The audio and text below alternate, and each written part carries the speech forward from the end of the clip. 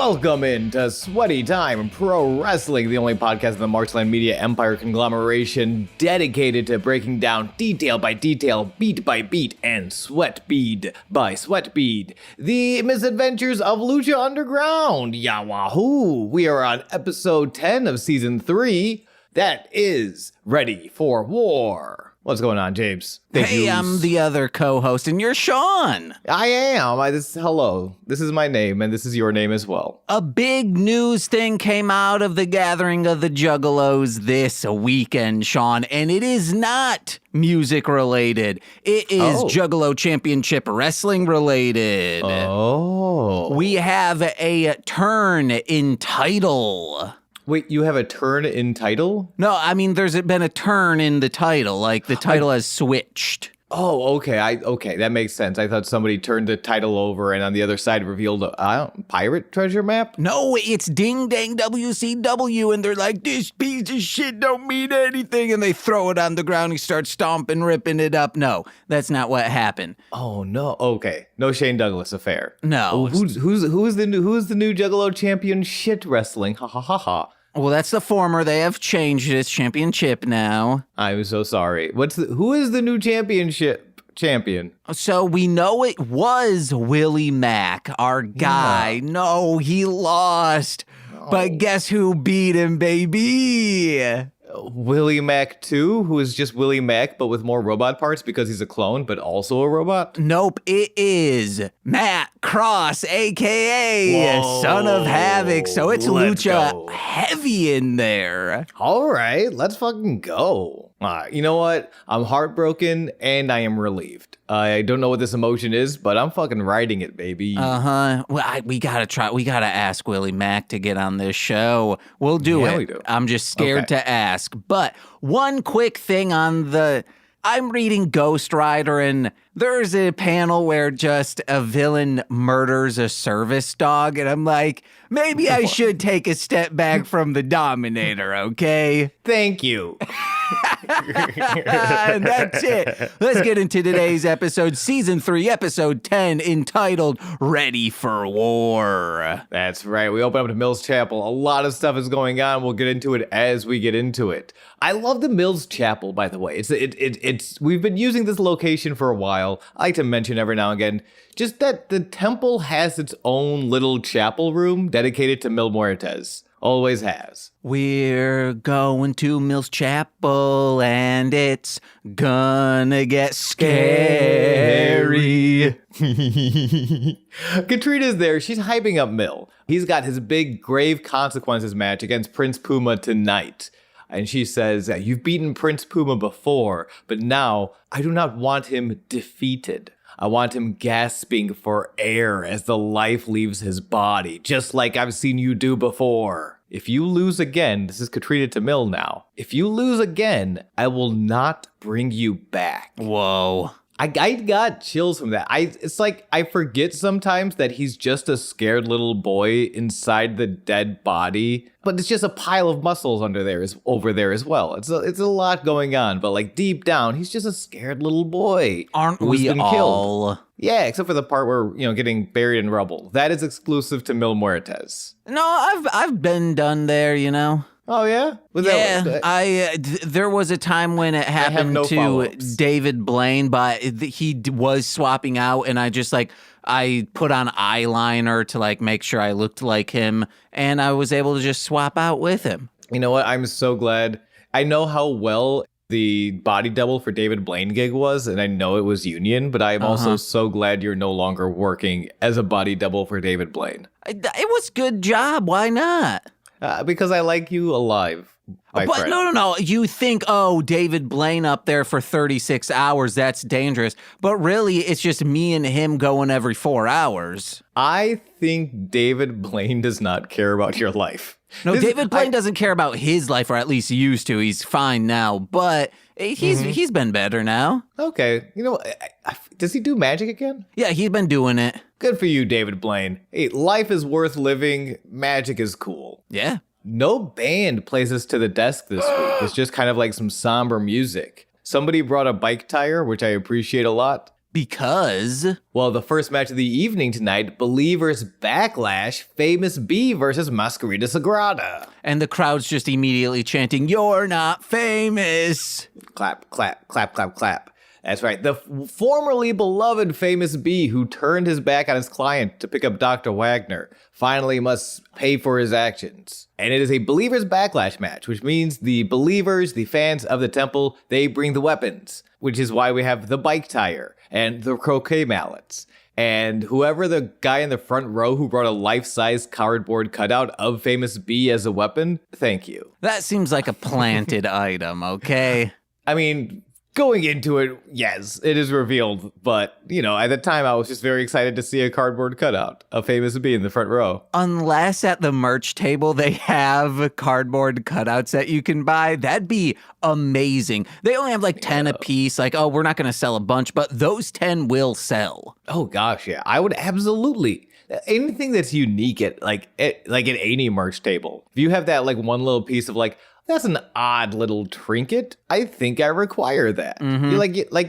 It's gonna, don't make a lot of them, but they sell every time. Yeah, I bet they'd be like, what, $34? That sounds like a number that's reasonable to me. Rule 34. You get to jizz on the cardboard cutout. I thought it was a Rule 43. No, Rule 43 is, if it exists, there is gender swapped porn of it. No, that's Rule 63. That's Rule 63. Rule 34, though, is the porn. Okay, all right. Rule 34. If it exists, there's porn of it, baby. You gotta trust me on this one, James.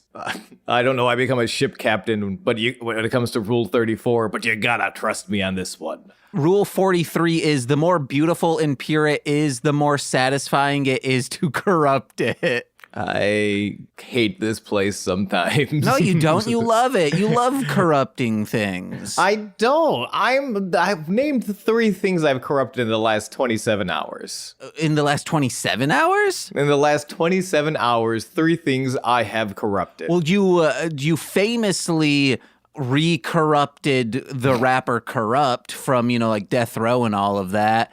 You also corrupted He had amnesia, Mace. and to be fair, he had amnesia, and I reminded him his name was Corrupted. That is how I re-corrupted him. Like, where am I? I'm like, you're corrupted. He's like, oh, I understand now. You went to Mace, and you were like, hey, maybe don't be a pastor, do rap music again. And okay, that's true. But is that corruption, or am I saving him from organized religion? I don't know, but you also did the same thing to Rev Run from Run DMC. Yeah, no, I wanted to corrupt. I just wanted to end that TV show. I was sick of flipping on VH1 and there's Run's house. I'm like, no, I'm trying to watch Surreal Life. From many years you did that in the last 27 hours. You're like, well, yeah, I have a time machine. It still counts. Yeah, exactly. I was going to say I did not realize I was watching reruns, but no, it's the time machine. Let's go with the time machine. Yeah. Believers Backlash, Famous B versus Masquerita Sagrada. This match is a lot. Bring your own weapon styles matches are kind of a common. I feel like they're more common now on like independents. You don't see it too much on TV because things are crazy on TV. But like I remember seeing it last. I know I mentioned this before. Going to a Christmas show down at Freelance and having like somebody wrapping a plastic baseball bat in Christmas lights. It's a good idea. It's a fun little idea. I enjoy these. Was it a battery pack operated Christmas light so they still lit up? They still lit up. Yeah, Hell so it must have yeah. been battery packed. Yeah. Masquerita is making his entrance. Famous B goes to cut him off. Masquerita's first 2 moves in this match are to throw a drink at Famous B, and then he puts on football pads and a helmet, Masquerita Sagrada, and it looks like he's going for a tackle, but he just kind of running headbutts Famous B in the dick. Yeah, that's the best case scenario. Would you rather be tackled by someone of that stature or just like slammed right dick first into that? Oh, absolutely tackled. Yeah. Yeah. No, I am saying this as this is great and wise strategy from Masquerita Sagrada. Actually, I believe my dick is stronger than my back, so I'm going to get hit in the dick. I'm sorry. Now, and I like that it's a little bit because your dick is just fucking strong as hell, but also your back is just shit. Yeah, it's more so that. I I won't quantify which one it is more or less of, but it is both. Like, I could still work out 2 days after getting hit in the dick real hard. I think, depending on the back injury, it might be a week and a half before I can get back to getting these legs strong. And that's planning for the future. Yeah. If you're going to take a spot from Masquerita Sagrada, plan for your future. Masquerita then pulls a step ladder from under the ring. I like this little spot. This is very cartoony. This is live action cartoon, full bore. I think kind of getting into it and kind of growing up with some of the WWE and WWF hardcore stuff. Like when WWF had their hardcore title, it was 24/7, and you saw some just grotesque chair shots and really just the WWF hardcore division for hardcore wrestling on television, as much as they could get away with. It was gritty. It was pretty groundbreaking. I like that this goes on well, what if it's just a cartoon side of things a little bit more? It's very fun. But yeah, he pulls out the ladder and he's kind of going oh, big ladder. Oh, big ladder, here it comes. And then Masquerita pulls out the ladder and it's just a little, 2-step ladder. Yeah. And it's, again, cute little Looney Tune bits. I love them. And then he brings it over to the announce table and sets it on that. And one of them goes, he's going higher, guys. And then he just leaps off from that into this gnarly ass move. It's great. It was fucking sweet as hell. Eventually, Famous B kind of gets back on top. Beautiful Brenda gives Famous B a magic wand and wizard hat. And I did not realize it's a callback to the original 423 Get Fame commercials. Oh, yeah. Where, Famous B used the magic wand to turn Brenda into Beautiful Brenda. Also a callback to Marty the Magician when she was originally going to be his magic sidekick, David Blaine. David Blaine! Famous B pulls out of a toolbox an old-timey perfume spritzer with arrogance written on the side, just like the Rick the Model Martel. James, how did you feel about this Rick the Model Martel spot? Zero clue what this is. Never heard of it. Never heard of that man. Yeah, and then... And it's just, and Matt's just oh my gosh, it's Rick the Model Martel. It's Rick the Model Martel.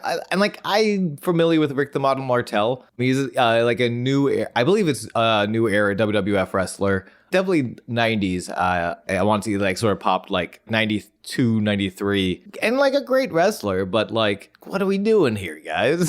Someone here really likes that guy, or maybe that guy works on Lucha Underground. Oh, no. I can check. I hope it's somebody likes him. Matt was whoa, it's Rick the... I don't know. Yeah, it was a very who's this for kind of moment. Masquerade turns the perfume around on B. He grabs the wizard hat and the wand and a bowling bag from outside the ring. Masquerade waves the magic wand over the bowling bag, and could you believe it? It turns into a bowling bag containing a bowling ball. I was shocked. Masquerade then takes the bowling ball, throws it at the groin of Famous B to pick up the 7-10 split. There are a lot of sound effects because if there were no sound effects, this would just be someone throwing a bowling ball at someone else's groin, and that is horrific. That's where you get it in good, baby. That is horrific and or a very specific kink. Oh, and I got it. Hell yeah, baby. You did glaze over real quick. There is a dangerous weapon that they use because it's unpredictable. The popcorn bag, I'm like, you should not be doing that because there's oil in that popcorn and that's going to make everything slippy. I did that on we had this huge bag of popcorn, put it on a trampoline, and that I was like, oh no, guys, we need to clean this. One of us will get maimed. I'm now beginning to think that all of these weapons were indeed plants. Well, yeah. Yeah. Well, because maybe they were. I was gonna say because when I saw it at the freelance show, I'm pretty sure people brought their own weapons, but maybe not. Uh-huh. I don't know. It was like a Garfield phone, the aforementioned plastic baseball bat. It's hard to say, but I don't know. I hope that they used because you can there's a way to prop popcorn. Okay. To cook it without oil, right? Maybe. I'm kind of asking this. Yeah, I don't know. I hope because there is. I guess you use an air fryer. Yeah, well, they did, but it was 2016. They didn't have air fryers. They might have had industrial air fryers. All right. For the industry. And about the magic thing, he pulls out that wand, puts on the hat, and Stryker goes, "Oh, you gotta believe in magic. Like you, Vamp, you like the dark arts." Vampiro gets a lot, like, Satanism comes up a lot in the main event, and I do love it. Vampiro makes a lot of very interesting Satan points later on. In this match, he says, quote, "Kicking a little dude in the face with a trash can should be an Olympic sport. But I glazed over that for a reason." Wrestling!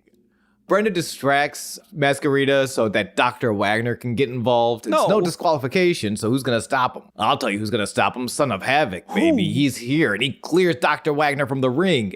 B is shocked and doesn't see Masquerita loading up the painting. I almost glazed over this beautiful moment where Famous B is holding Masquerita. Son of Havoc has not come yet, so it's Dr. Wagner, and he grabs this painting and he picks it up over his head. He's gonna smash it into Masquerita's head. When Famous B says, "Wait, hold on. Wait, that's me." I love this. He goes, wait, that's me. It's so sweet. He's an evil bastard, but so cute. And I really wish Matt Stryker would lay out on commentary for like 2 seconds, because he did stomp on this joke a little bit. But yeah, Son of Havoc clears the ring. Masquerita uses the painting against Famous B. He's choking out Famous B with his own tie when Brenda takes a pair of giant scissors that Melissa Santos is just holding. Which, honestly, everything else about this match is so cartoon, is so Looney Tunes. Yeah, I'll buy it. Melissa Santos has a pair of giant scissors that she brought from home for the Believers Bring the Weapons match. This is also dangerous. I didn't like this. The giant scissors spot was too dangerous for you? Yeah, because what if someone slipped on aforementioned popcorn oil and then just gets impaled on that? I don't know. That feels convoluted, and you can say that about a lot of things. Technically, there's a way to get impaled on a tiny step ladder. That could happen. Yeah, but with enough oily popcorn. No. And I think we already said it appeared to be unoiled popcorn because it was the first match of the night. Okay. Oh, well, we don't know if this was the first match of the recorded night.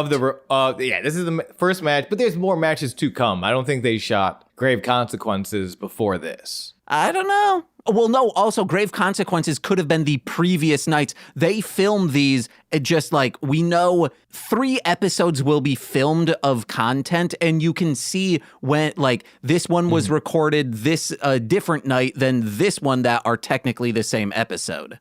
Well, would you like to see more giant scissors in your professional wrestling, or do you believe it is too dangerous? Let us know in the comments. Unless they're giant safety scissors, I'm fine with that. Well, but then how are you going to cut Famous B? We can't keep getting into this. Well, that's why you just use a pocket knife or, like, you know, a big old sword. It has to be maybe a big old sword. It has to be big. I want it to be big still. I want it to be novelty-sized big. So, like, it has to be at least a Buster sword. Just use a thumbtack. There you go. That's the opposite of novelty large. You just stab it a bunch and then you can rip it. But I want it to be very big. Well, too bad. That's what she said. Yay. Oh my gosh.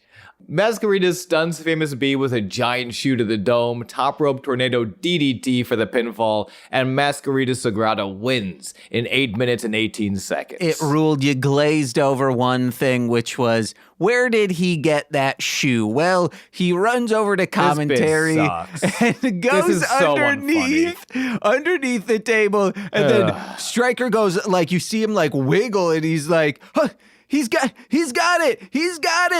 my shoe. And it sounds so much like the Birthday Boys skit where they find out, like, someone's great grandfather created a flying apparatus before the Wright brothers, and it's Bob Odenkirk, and it's just like this old timey guy, and he's like, he's flying and it's working perfectly, but then his shoe falls off and he goes, my shoe. I think it was when I came over for Christmas Eve, you showed me this sketch. Yeah. Oh man, it's so good. That is a very funny sketch. This is not funny. And bad. Guys, Sean's too jaded, okay? No, this is I'm funny. not. It's James good. is a little too cartoon brain. He's gets smacked good. with it, and Stryker says he got him with my shoe. It's not good because the whole point is like is that it's a giant shoe, so Matt Stryker can say he has a big dick. No, it's not. It is. Do they? Oh, they do eventually say that like constantly. Yeah, but that's not. Who gives a shit about that? Joke. It's a big shoe, and just famous B gets smashed with it. My shoe. James, you just like it because it reminds you of Bob Odenkirk. Yeah, maybe so. That doesn't let it stand on its own. I'm glad it reminds you of this great Bob Odenkirk sketch, which, again, go out of your way to watch that Birthday Boys, the guy who invented the plane that's not the Wright brothers. It is very good. Okay, real quick. It is not here. If I'm watching a porn and that porn actress reminds me of Nicole, and I'm like, yeah, they're one of my favorite actors. And then you say, oh, it's only because they remind you of Nicole. That still means that I'm getting enjoyment out of it. Exactly. I am glad you got enjoyment out of it. It was viscerally unfunny to me. And I was so upset that they just took this much time to put over, because the idea is also it's a larger than average shoe. And again, it's Matt Stryker stepping on, Vampiro has one bit, because you can tell these are very scripted sometimes. And Vampiro has the one joke, hey, what do you call a guy with a big, what does a guy with a big feet have? Big socks. And that joke might have landed if Matt Stryker didn't say 30 times up before that, oh, I have a big penis, that's why I have a big shoe. You guys see that big shoe? My penis is so big. Oh, my big old, shut the fuck up. Also, lay out. We've all seen Stryker in some, tight shorts. He was a wrestler. If he got a big dick, I guess he's the best at tucking, okay? Yeah, you know what? And if you got a big dick out there, you know how I know you got a big dick? You're not talking about it. That's all I'm saying. Unless you're watching porno, there's some guys who are like, yeah, man, I got this big dick, look at it. But I guess that's showing and telling. Yeah, I think that's on the resume. That's qualifications on the resume. Yeah, and you should be telling. There are some porn channels that's big dick ambush, and it's a lady saying oh yeah, I'm just here to have sex, and then they have them close their eyes, then they open it and it's just this honker in front of them, and they're like, oh geez, I don't think I can do this. Oh my God. Then some are I've always wanted to try. That's the same way I felt when this fucking shoe bit started. I don't think I can do this. You know what? I should have paused the episode and watched that Birthday Boys sketch and been reminded what good comedy looks like. It looks like this, guys. It looks like everything about this except for Matt Stryker. Because and the painting, he talks all over. There's a couple times in this episode or in this match specifically where it's you need to be comfortable laying out, especially if someone else is getting their shit in. The fact that you almost he came so close to talking. He did talk over most of the bit, except for Famous B's one line with the painting, and it's damn, dude, you gotta let the joke stand on its own. Because he was explaining the joke. It was the same with the shoe bit. I'm glad he got his little Bob Odenkirk-ism in, but everything else was just him explaining the joke. I'm that's not yes-anding. You know what I mean? That's not Sharna Halpert, as awful and terrible as she is also a terrible person.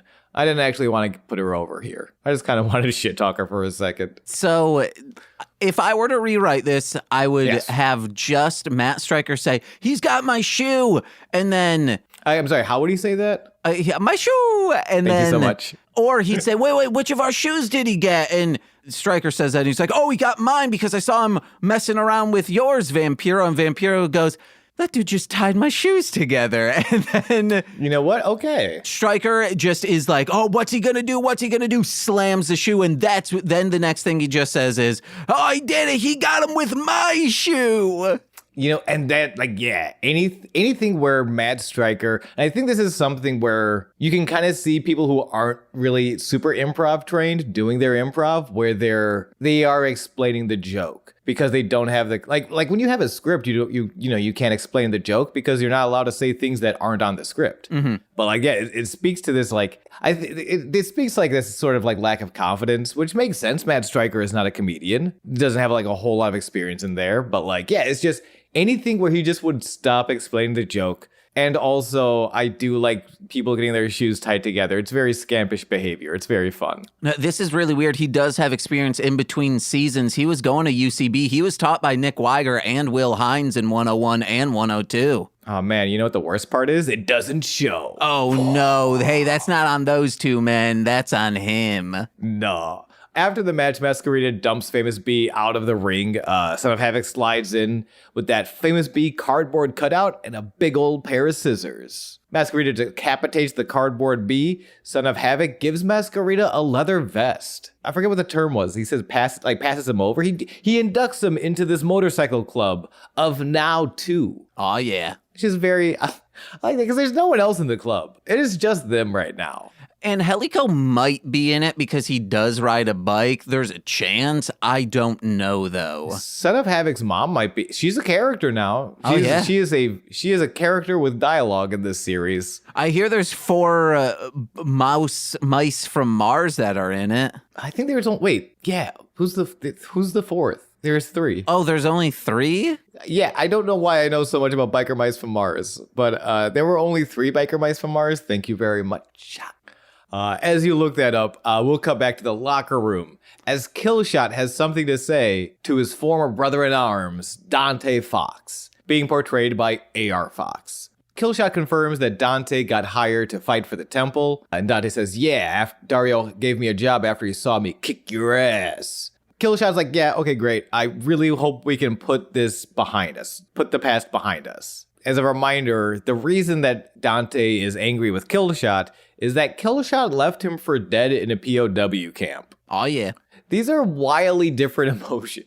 We go from like Looney Tunes to just war crimes. Like this is, my heart, she heavy. There is only 4. I mean, only 3. I assume there would be 4 because, you know, it's one of those Ninja Turtle clones, and they usually had 4.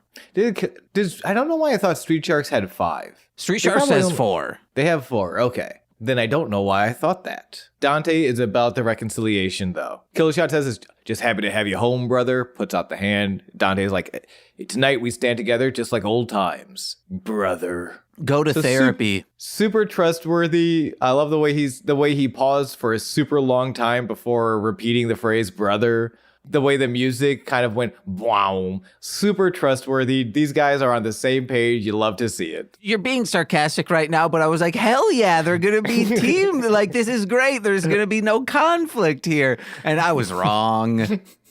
We go to the bathroom, where Drago is practicing his nunchucks in the mirror, as we all do in the bathroom, when Cobra Moon slithers behind him. She's just kind of like, you know those people that do the invisible elevator, and they kind of just like, whoop, come up? Yeah. It's like one of those moves. She asks if he is preparing for war, just like you once did for our tribe. They exchange hands and go, ka, pya, pya, pya. Cobra is here. It looks like she's testing Drago, as she may have done over 1,000 years ago. Because we did recently discover that not only is Drago over 1,000 years old, he has connections to Cobra. They once were in the same tribe of Aztec warriors. He was not in that tribe. No, he was not. Drago says I was a slave of your tribe. Moon threatens Drago with the same fate that apparently has befallen Daga, which makes sense how they're kind of writing Daga off television. That to be torn apart by Pindar. And Drago is immediately shook. He's very kind of like, last time they talked, he's like, no, I'm not coming back, fuck you. This time he's like, no, I was never a member of the tribe, fuck you. This one shakes him. Like, you see his eyes go wide. He did not know that Pindar lives. Pindar lives. That's like hashtag Pindar lives. Pindar lives. Lock the gates. Pindar is the new boomer. If you're not deeply familiar with the lore of Mark Maron, I can only apologize. You've referenced it multiple times on this show. I think the boomer lives stuff, people should be able to figure it out by now. Did I ever tell you the funniest joke I could ever think of that is not going to be funny to anyone else? What? Do it with confidence. Do it with confidence. Okay. I believe in myself and I believe in us. Hey, my name is Mark Maron. Welcome to Jackass. Wait, let me do it clean. Hey, my name is Mark Maron. Welcome to Jackass. That's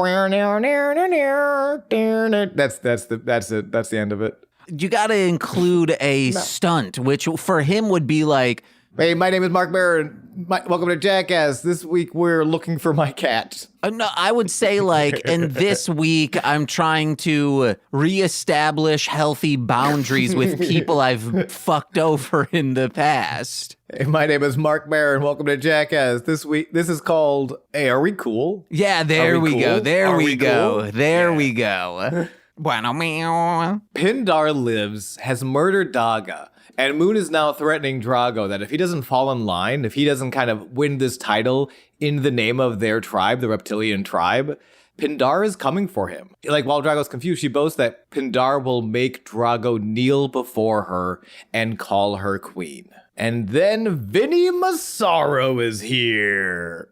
He's got a drumstick. He walks into the tense situation and says, you know what? I'll just use the ladies' room. He farts twice on the way out. The second one kinda wet. Uh-huh. I love that canonically, Vinny is always eating while shitting. Like, right, last time he came into the bathroom, he had the burrito. This week, he has, like, a piece of chicken. Like, it is a very strong character trait. It is a bold character choice. And I for one, am here for that shit. It's literally that shit. So, as someone who has, like, digestion issues, I should just, like, if I'm like, I no longer drink coffee, so that's an issue, but if I'm like, oh, I want to get regular, just eat a bunch of deep fried chicken, and then I'll be like, oh, it's done. Like, this will happen, because immediately I'm like, oh no. Like, there is this fantastic Korean chicken place across from Chicago Comics that just opened called Nori, Noore, and my boss was like, hey, do you want stuff from there? I was like, do they have boneless chicken? And they go, oh yeah, they do. And I'm like, hell yeah, get that. I devoured this stuff, but it was like so heavy. I was like, but not heavy. For me, heavy. I was like, oh no, am I going to have to Rhea soon? And luckily I did not, because then Z would have been like, yeah, I'm never getting you deep fried chicken again. No. My shoe. My shoe. I don't know. My poo.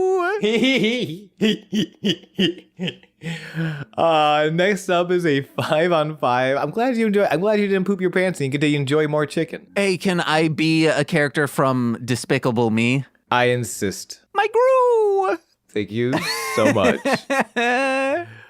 Next on the bill, a 5-on-5 tag match. The winning team enters Aztec Warfare. Can I be Sergio, that guy who wrote for Mad Magazine? Of course. My Gru. Okay. It's also Gru. Oh, okay. I have no idea. Oh, okay. I apologize. Yeah. There's this dude, Sergio something. And I'm sure there is someone out there somewhere who was like, when am I going to get my Mad Magazine references in? All these hours listening to all these podcasts, not once do they mention Sergio Argonis. I was going to say, he doesn't remember the last name either. This listener does not remember the last name of Sergio Argonis. And you made their day. You brightened their shiny little lives. And if you're looking for old back issues, single issues of Gru the Wanderer, head over to Chicago Comics in the G section. Hey. And if you're looking for a 5-on-5 tag match where the winning team enters Aztec Warfare, come on in to episode 3, season 3, episode 10. Fuck. It is a 5-on-5 tag match. The Mac, Mariposa, Marty the Moth Martinez, Evilise, and Jeremiah Crane, recently debuting as Sammy Callahan, versus Killshot, Arhenis, the aforementioned Dante Fox, Tejano, and Cage. Quick recap. There's a lot going on in these 10 people, a lot of like moving rivalries. So a quick recap on everything that's going on between these 10 people. Last week, Max saved Evilise and Jeremiah from Marty and Mariposa. Killshot abandoned Dante, as we mentioned before, in a POW camp. Tejano and Cage are in their middle of a best-of-5 series against each other for a unique opportunity. And Hennis is just trying to wrestle right now, dude. Like, I have so much respect for Hennis. I have so much respect for Hennis for taking this match. We're just like, God, this looks horrible. This looks like the worst dinner party in the world. But I really want to go to Aztec Warfare. Yeah, okay, sure, this works. And we technically start the match with they were clearly waiting for everything to calm down because you get a quick whoop whoop in the background. Hell yeah. People are hot, man. Well, you put so many people into this match, and they're all really over for the most part. Killshot's over as hell. Cage is over. Last time, their third match, we talked about how over Cage is, especially in Southern California at this time. Evil East is still over. Sami Callihan is a huge get.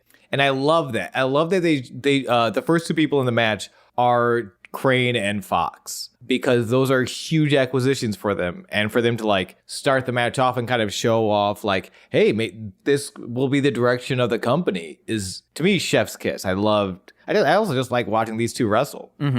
Even AR Fox, even now, the way he floats, he like mid-air floats on some of his moves, and it's so good. Oh, dang. He's using brawl tactics. He is using like Smash Brothers Brawl? Yeah, it's very floaty comparatively to the other games. Okay, yeah. No, he's playing on pokey floats, no items, rematch if you dare. Yeah.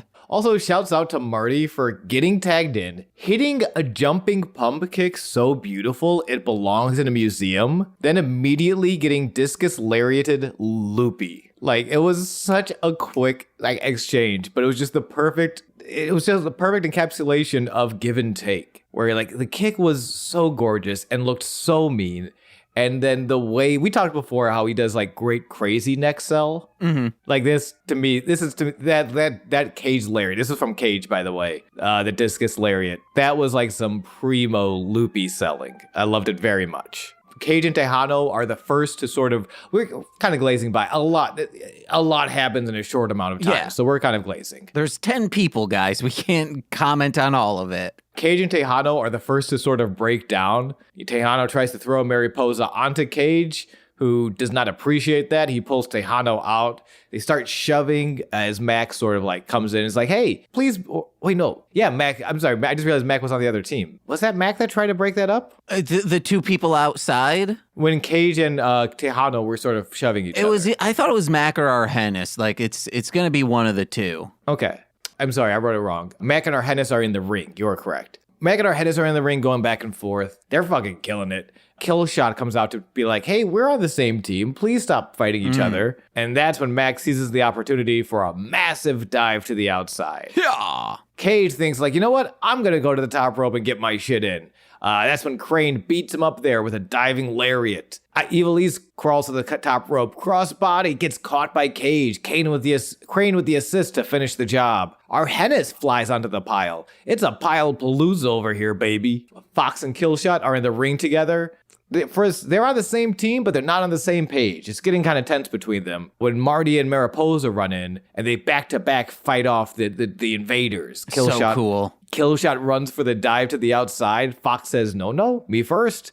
Hits his signature springboard front flip senton. It's fucking crazy. In the ring, Killshot pop-up powerbomb gets reversed by Evil East, who hits a Hurricane Rana for a 2 count. Evil East ends up rolling outside, clutching her ankle, saying, not again, not again. Yeah, this was terrible. Like, it felt...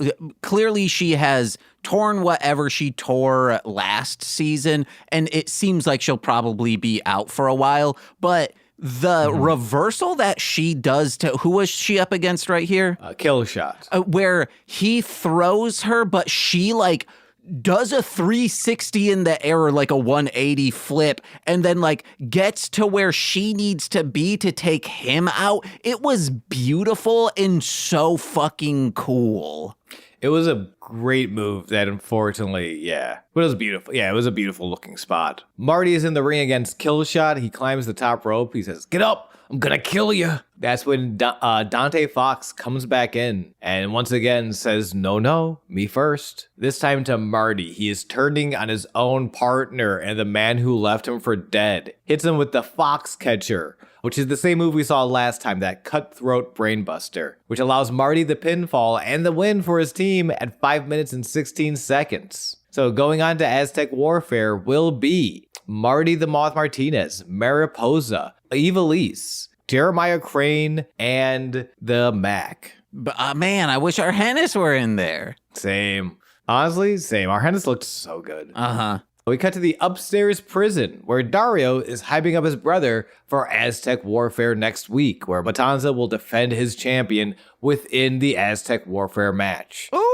Dario is so stoked for Matanza to show the world what their family is capable of. He asks, "You know what we're here for? Do you remember what our father has trained you for?" When Matanza starts the scariest slow clap I've ever seen. And he speaks one word: war. Sean clearly hasn't seen the first The Conjuring movie because that has the scariest slow clap I've ever seen. I have not seen The Conjuring. Oh, you want to know what? You should come over and watch it with Nicole because that movie, I will never, it's too scary for me. But she's like, I want to watch it, and she doesn't want to watch it alone. So you should come over, watch The Conjuring. All right, sounds good. And y'all should come over and watch this Grave Consequences match. Mil Muertes with Katrina versus Prince Puma. We've been talking about, they've been building this one for weeks. So we've been talking about this rivalry for weeks now. Both these guys, just quick recap, both these guys have been in the temple since day one, and they have been vehemently opposed to each other. Eventually, Mil took everything from Puma. The first title reign ended by Mil Muertes. Puma's relationship to Conan, his mentor, ended as Mil buried Conan alive. Not a lot of love lost between these two. Hence, the Grave Consequences, which is a casket match. The way to win this match, the first person to place their opponent inside of a coffin and shut the lid wins. And Mil is making the first entrance. He doesn't even get down. He doesn't even take a step down the stairs. Immediately jumped by Puma. This is so rad. Yeah, it's a good match. But I would like to have seen a wider angle of this because I fear that people were injured or maybe like the audience because he kicks him and it just immediately goes into the crowd. So I'm wondering, was the crowd told like, hey, kind of move away from this little corner, and then just Puma dives onto Mil in the bleachers? I don't know if they have to be. Well, here's the thing. I think with a crowd this size and tickets sort of as scarce as they are, I usually, at least, because crowds are sort of aware, at least crowds that size are aware enough to be like, oh, we should move. Okay. There is a sort of unwritten rule that like it's kind of like going to a ball game and they want you to sort of be aware because of if you get hit in the head by a foul ball, that could be legitimately very dangerous. Yeah, I think it's mainly because it happened all so fast. Like the bell hadn't even rung yet. That's why I'm like, they had to have said like, hey, be aware, watch this way. Watch this way. And I wonder, maybe they're because it is, they're probably, the barricade and those ground floor seats are so close. There probably is someone up top being like, hey, and just like a ball game, make sure you're aware of the action at all given times because it can get dangerous. Like at an Eric Andre show. Probably, yeah. Does Eric Andre have like a forward message of like, hey, I'm kind of crazy. I might shoot you with a gun and then ask who killed Hannibal? No, but the live event that we went to, the live Eric Andre show that Nicole and I went to in Chicago, like maybe pre-pandemic, he just disappeared. Like this is like during his craziness, like the intro, he disappears. And then you see him on the like top balcony area just pouring shit on people, screaming, hey, you thought you were safe up here. If you treat every wrestling show you go to like an Eric Andre show, you should be safe. Yeah, or a Gigi Allen show. Or a Gigi, or a Gigi Allen show. You'll never be safe at a Gigi Allen show. Yeah, but if you treat it like a Gigi Allen show, you will for sure be safe. Yes, because you will never be safe at a Gigi Allen show. Yeah. Mil turned things around eventually, throwing Puma through the mysterious. Oh, I'm sorry. I skipped ahead, but I forgot we're gonna have to. There's a lot happening in this match. Eventually, Mil turns things around, throws Puma through the mysterious room behind the commentary desk. I think the last time we saw that room was when I believe it was Mil powerbombed Phoenix through the roof. I thought it was Matanza doing that, but it could have been Mill, yeah. Regardless, this is the room people go to die, as evidenced by the red lighting. Yeah. Puma, however, comes back. He comes back around, hits a flying dink to... Oh, yeah, because they were fighting over the ring bell. Mill bashes Puma's head into it. Puma bashes Mill's head into it, then hits a flying dink. Just sort of takes the ring bell and flies at him with it. Puma, instead of bringing the Mill to the casket, brings the casket to Mill. Oh, yeah. And this I think they've done something like this before, where it's like half of one wrestler's mask, half of the other. Yeah. So it's half Puma's mask, half Mill's mask. Fucking sweet. It's a fucking sick ass what are those t-shirt called that you buy on the boardwalk? Airbrush, yeah. Yeah. It's like a sick ass airbrush t-shirt, but it's a coffin. You've probably been to the boardwalk. I never have. Yeah, but you've probably sold airbrush t-shirts. I never have. I've never sold an airbrush t-shirt. James, we need to start selling airbrush t-shirts. Okay, guys, let us know. MSSpod@yahoo.com. We have a lot of space now available after shutting down the Dominator division of our branch. It took a Ghost Rider comic from 1991. And I suggest, thank you, Ghost Rider, I suggest we fill that space with airbrush t-shirts. Yeah, why not? Yeah, it's better than the Dominator. I still think dogs need to be put in their place, but just not by humans, okay? You know what? It's the small victories. You got to take them. So Stryker's just constantly screaming like, oh, he's a no-limit soldier, a no-limit army. And it's like, stop. Like, no one knows about that shit anymore. Yeah. Like, this entire episode, I was kind of like, Matt, stop. I'll agree, but let's move on. So as Puma does bring the casket to Mill, which turns out to be a mistake, Mill powerbombs Puma onto the casket. Ooh. Before he pulls out a table, he sets it up in one corner of the ring, takes a chair, starts beating Puma with the chair for a little bit before setting up in the opposite corner of the ring. And they just sort of, this beautiful dance of life and professional wrestling. Like there's all these near misses as they're going they're trying to send each other into the corners. Mill dodges, Puma dodges. Eventually Puma gets the first dodge. He's sort of up and over his Mill, who sends himself headfirst into the chair. However, Mill is a scared little boy inside of a massively, massively yoked out of his mind zombie corpse. Oh, so he doesn't really register the chair shot. He has enough adrenaline to send himself and Puma with a spear through the table. And it's just, and immediately afterwards, it's just like, fuck, I got hit with a chair. I hit myself with a chair and a table. I gotta lie down for like 2 seconds. Yeah, you wanna know what? Puma's cut in half. It's how all of us would act, you know?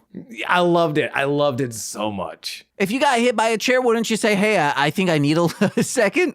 Yeah, but it's that before he says I need a second, he's like, table, die. Okay, now I will take a second. It's that like, let me take that adrenaline rush, spear Puma through this table, and now, okay, let me breathe. But still is the first one to his feet. Eventually he gets to his feet, undoes the bottom turnbuckle. Doesn't bring it in though. He did this with the Phoenix, using the hook of the turnbuckle as a weapon. Doesn't come into play this time. Actually, it makes certain spots easier. And that's probably why he does it. Mill does bring the coffin into the ring. Yeah, he does hit him once with it. Oh, does he? I missed that. I believe so, yeah. Okay. And I think as not regulations within wrestling, but regulations within, hey, we are creating this wrestling show where the producers, please give that to a referee so we can get it as far away so no one accidentally lands on it. Yeah. Gets impaled. That is kind of their entire job, is to be as aware as possible and as safe as possible while being as dangerous as possible. You're wearing a lot of hats. And I don't think any of them are OSHA hats, unfortunately. Yes, I wear a lot of hats. I got a Yogi Bear, a Community Greendale Community College, a Godzilla, a Powerpuff Girl, a Dr. Pepper. You're reading the hats on your wall right now, aren't you? Yeah, I also got a Buffalo Bills hat for my good friend Sean. Hey. They're getting the Super Bowl this year, guys. Yeah. Puma has to dig deep to fight back. He does, though, finally knocking Mill down, who lands on the coffin, on the lid of the coffin. Puma climbs to the top rope. 450 splash onto Mill on top of the coffin. Puma he peels Mill off. Unfortunately, he pulls him off to the wrong side. So when he opens the lid, he has to sort of drag Mill around to the other side. Uh-huh. He gets him in like halfway, like his legs are sticking out, but his torso is in the coffin. When Mill's like, no, don't put me in here. And then Puma just goes to town, shutting the lid on top of Mill over and over again. It's violent. He gets a chair and slams that on it. Yeah. Oh, and I did want to speak this line. Matt brings up that Puma brought him to the wrong side, and Vampiro, he chuckles menacingly. He says, Matt, you don't understand, do you? When you're on the dark side, you're never on the wrong side. Hell yeah, dude. Vampiro in this match, I think this is some of the most lore-heavy commentary for Vampiro. Mm-hmm. How, like, or maybe he's just going just Satanism. Like, it's very much like sort of. Vampiro is delighting in all of this. Real quick, don't comment on it. We don't need to comment on it, but they had Vampiro merch at the gathering this year. Nice. Puma sets up 2 tables on the outside, and this is kind of where, to me, this is like one of the most like lore drop and just like intention drop lines. Puma is setting up these 2 tables on the outside. Vampiro loves this. He likes that Puma is going for violence over the win. You don't hear that a lot. Usually it's like, why aren't they going for the win? They should just go for the win. Vampiro understands this. He understands that, no, this is about the violence. Yeah. You know, we've always seen Puma in these title pictures, in these underdog trying to win pictures. This is taking somebody's soul. This is different. Yeah. And he also says, man, he's loving Puma, goes, I'd put a star next to Puma's name, but Stryker would accuse me of drawing a pentagram. Yes, he did. And you know what? I think we need more pentagrams in wrestling, me, myself, but who am I to say? Back in the ring, Mill has recovered. Spiral chokeslams Puma onto the coffin lid. Puma's like, gets put in the coffin, ends up kicking his way out. The match isn't over quite yet. Mill catches Puma in a flatliner position, so he goes for the flatliner, but instead of being driven headfirst into the ground, Puma catches himself in a handstand. Uh-huh. Which is insane. And then Mill's now seated, looks up and is like, that's insane. And then Puma drop kicks him in the mush. This will be what I clip for the GIF of this episode. It truly impeccable. It ruled. There are certain things. I know Claudio Castagnoli, formerly Cesaro on WWE TV, sort of got credited as the guy that can literally do anything. He's just so strong. He's so athletic. That there is a famous spot Randy Orton and Seth Rollins put together that was originally put together by Cesaro. They were like, by Claudio. They're like, hey, can this be done? Certain guys are like, hey, is this physically even possible? I don't know. Let's see if Claudio can do it. Ricochet doing this handstand spot, to me, kind of proves that he's the other side of that. Where like Claudio's more of a power wrestler, and Ricochet is like the acrobatic, the agile side of, can this be done? Is this even physically possible? I don't know. Let's see if Ricochet can do it. Let's see if Prince Puma can do it. It was so, God, it's so good. Real quick, it's wild that if I met any of these people, I would be starstruck. Like if I met Ricochet, I'd be like, no, you are Prince Puma. Like you are a top tier wrestler because of that. What you're doing right now probably is also great, but you are fucking cool. Like if I saw Marty, I'd be like, hell yeah, dude, you're great. If I saw even if I saw Sexy Star, I'd be like, yeah, I mean, still like you were on Lucha Underground, dude. I hope if you see Sexy Star, I'm not near you. I hope you're not either, because you'd ruin a moment for me, you bitch. That's why I don't want to be there, you bitch. Also, that moment deserves to be ruined. No. I am trying to support you by staying as far away as possible. Okay, good. And I will talk to my therapist about this, don't you worry. Puma escapes out of a fireman's carry. They're on the outside now. Because they're on the outside because Puma looked for a suicide dive, and Mill caught him midair with just a right hand. It's one of Mill's favorite things to do, and it's one of my favorite things to watch him do. It's just punching men out of the sky. The fireman's carry. Puma escapes, send Mill into a corner, gets 2 chair shots, both into Mill, jumps up on the apron. Oh my gosh, yeah. 2 chair shots, throws the chair at Mill, who catches it in front of his face. And Puma, he does like a run, jump to the apron, and then single leg drop kick Van Daminator style.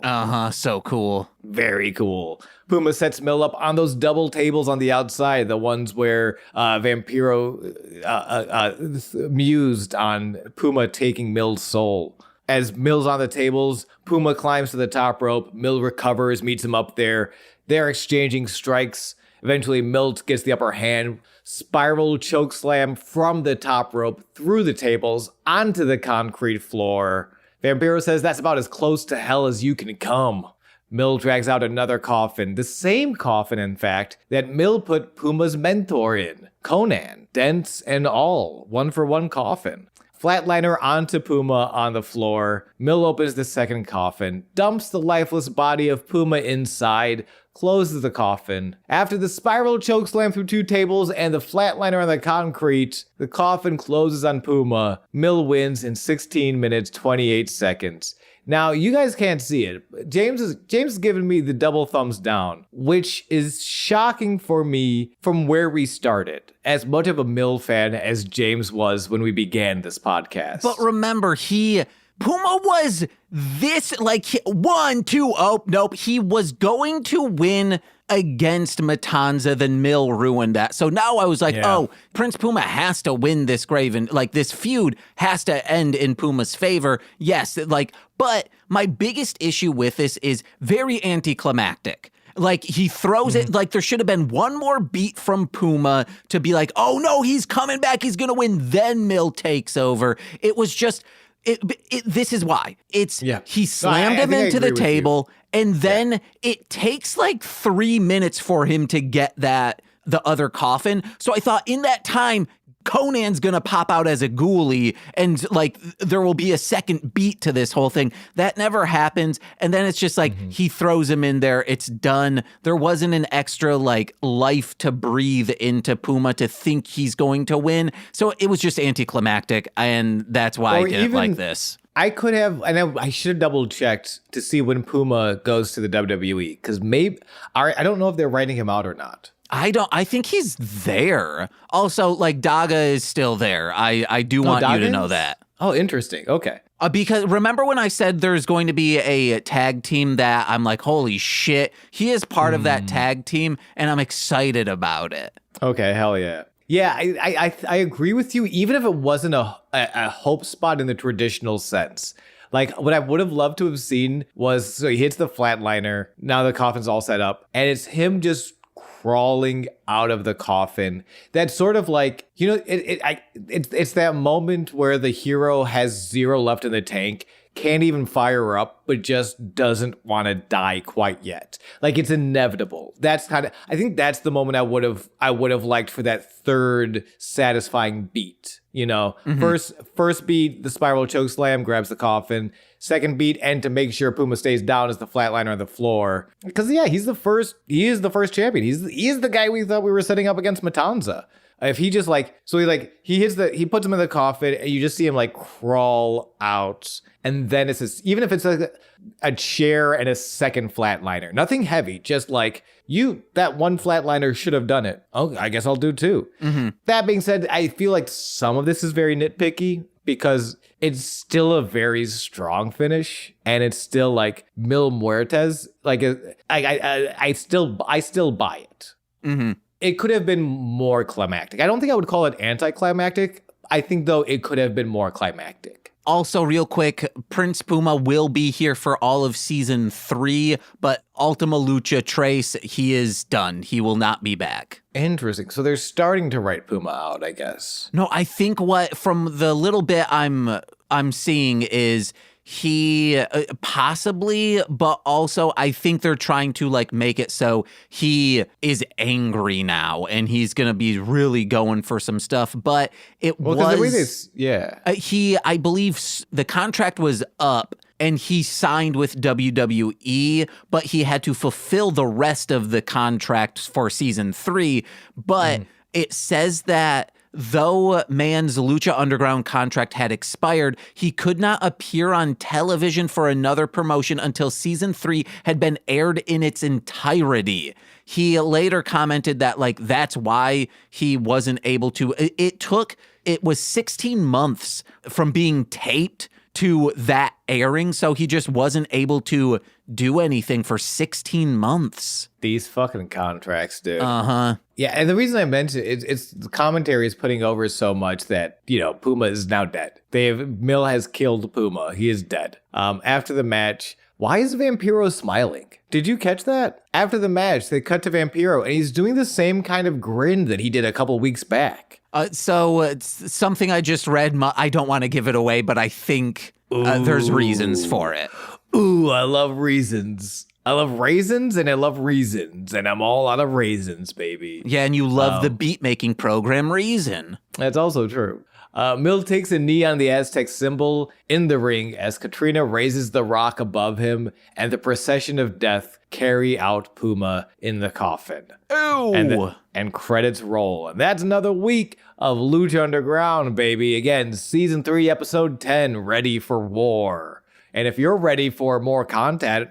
If you're ready for content, that's not a word, so it's not coming. I can only apologize. But if you want that content, hey, I don't know, maybe you check out twitch.tv/Gustav Kaiser. Maybe you check out Shakespeare Blood Oath. We completed our run of the parks. By the way, they were really good. A lot of work. We almost got rained out twice yesterday. But I'm very excited that we can do this. Shakespeare Blood Oath is a very small, very independent company. And we have opportunities to bring free Shakespeare to people. That makes me very happy. So we're done with the park system. We have a couple of shows left at Otherworld Theater. I believe those are pay what you can. Check us out, Shakespeare Blood Oath, on Instagram or Facebook, and kisses and smooches. Yeah. Hey guys, head over to patreon.com/MLM pod, where for $5 a month you get exclusive content every single Friday. This Friday is... Wait, what is this? Oh yeah, it's gotta be This Existed with Lil Corey and I discussing Ernest Goes to Camp. I'm pumped for it, yay yay. And if you're a $10 patron, you get all the weekly stuff plus monthly bonus exclusive content in the form of straight to Patreon. I don't know what we're doing this month. We'll figure it out in a week. But you also get shout outs on every single free feed podcast. So let's begin with those, starting with Steve F., Eric Berry of Ranger Command Power Hour, Alex Z, The Waz, Orion, my Bickle brother in common law, Joshua Jakis, Steve Barnes, a sweet child of time, my mother, Lil Corey's BFF and now former roommate Shane, That Fed, twitch.tv/core-winning, it's Corwin, from the ROM Complex, as well as Formulaic, a podcast and script writing, it's twitch.tv/R2Shelby2, and from the Speed Radio Podcast, a podcast in all things Sonic the Hedgehog, it's Tay, aka Zinny D, and I've been James. And I have been Sean, and this has been Sweaty Time of Pro Wrestling. Purple Prancer forever. Be like Bob. Yeah, bye-bye.